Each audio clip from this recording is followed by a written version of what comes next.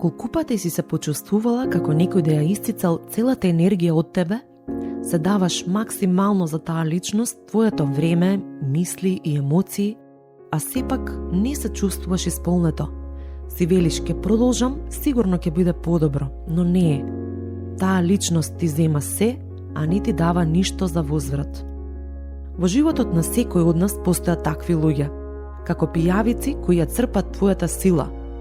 Тие ја гледаат искрата во тебе и сакаат да го земат тоа што им треба, бидејќи не знаат како да го создадат самите. Дури и во Светото писмо пишува дека алчноста знае само за два збора. Дај, дај. Чиј сон го живееш ти? Твојот или нечиј друг? Размисли добро, ако личноста до тебе не те поддржува и не те турка напред, туку те кочи и те влече назад, време е да се одделиш. Тоа не е грев. Може би те мачи совеста, но ќе направиш многу повеќе за тие луѓе ако ги пуштиш сами да научат како да се изборат. Можеш да им помогнеш одстрана, но не и да го носиш нивниот товар на твој грб. Има огромна разлика. Научи да кажеш не.